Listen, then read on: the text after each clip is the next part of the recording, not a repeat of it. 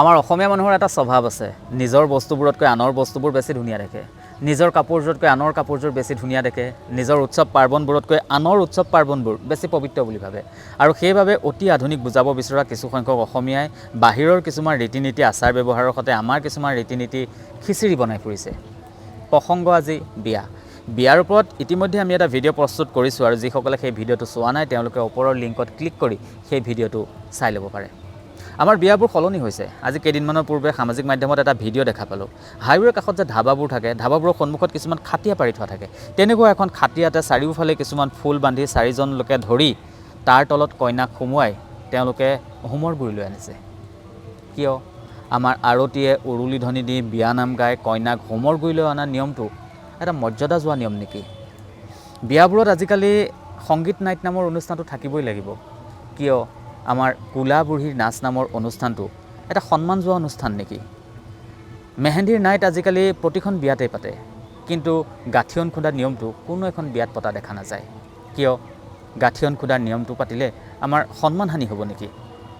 আমাৰ নিজৰে ইমান ধুনীয়া ধুনীয়া কিছুমান নিয়ম আছে, সেই নিয়মবোৰ থকাৰ পাছতো আমি কিয় বাৰু আনৰ পৰা কিছুমান নিয়ম ধাৰ কৰি আমাৰ অনুষ্ঠানসমূহ পাতি আছোঁ?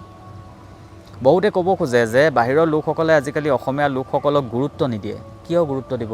তেওঁলোকৰ উৎসৱ পাৰ্বণবোৰ আমি পাতিছোঁ, তেওঁলোকৰ যিসমূহ ৰীতি নীতি আচাৰ ব্যৱহাৰ সেইসমূহ আমি অনুসৰণ কৰিছোঁ, সেইসমূহেৰে আমি আহি আমাৰ যিসমূহ সামাজিক কৰ্ম সেইসমূহ কৰিছোঁ। তেওঁলোকেতো ভাবি লৈছে অসমীয়া হৈছে এটা মেৰুদণ্ডহীন জাতি, গতিকে তেনেকুৱা মেৰুদণ্ডহীন জাতি এটালৈ কিয় তেওঁলোকে ভয় কৰিব বা কিয় তেওঁলোকে গুৰুত্ব দিব? বহুতো অসমীয়াই নিজৰ ৰীতি নীতি আচাৰ ব্যৱহাৰেৰে কিবা এটা কৰ্ম কৰাটো তেওঁলোকে এটা মৰ্যাদা যোৱা কাম বুলি ভাবে।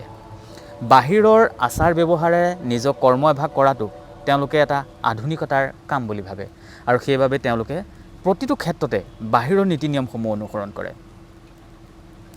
আমি বিয়াবোৰ নিজৰ নিয়মেৰে পাতিব নোৱাৰোঁনে?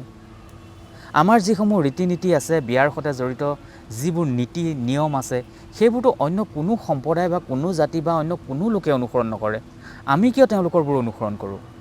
সকলো জাতিৰে সকলো সম্প্ৰদায়ৰ কিছুমান পূৰ্বৰ পৰা চলি অহা কিছুমান নীতি নিয়ম থাকে প্ৰতিটো অনুষ্ঠানৰে। তেওঁলোকৰো বিয়াৰ সৈতে জড়িত কিছুমান নীতি নিয়ম অনুষ্ঠান আছে, আমাৰো কিছুমান নীতি নিয়ম অনুষ্ঠান আছে।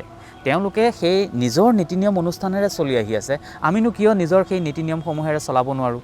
আমিনো কিয় আকৌ আনৰ পৰা ধাৰ ল'ব বিচাৰোঁ, ধাৰ ল'ব খোজোঁ? এনেকৈ এইবোৰ কাম কৰি আমি নিজৰ জাতিটোক লাহে লাহে তললৈ নি থকা নাইনে? আমাৰ নিজস্বতা নোহোৱা নিচিনা এটা কাম কৰি থকা নাইনে? ভাগ্য ভাল যে বিহুটোৰ সৈতে জড়িত কোনো অনুষ্ঠান ভাৰতৰ অন্য কোনো প্ৰান্তত নাই।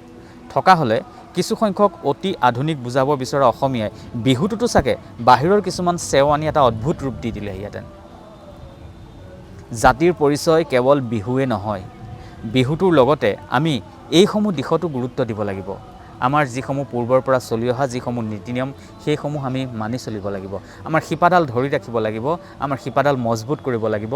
উত্তৰী পুৰুষক আমি এটা শুদ্ধ আৰু ভাল নীতি নিয়মৰ এখন তালিকা আমি তেওঁলোকক দিব লাগিব, তেওঁলোকক আমি দেখুৱাব লাগিব। তেতিয়াহে আমাৰ জাতিটো জীয়াই থাকিব, অসমীয়ালৈ আনে ভয় কৰিব, ডৰ কৰিব। নহ'লে ইতিহাসৰ বুকুত অসমীয়া জাতিটো এটা মেৰুদণ্ডহীন জাতি হিচাপে পৰিচিত হৈ পৰিব।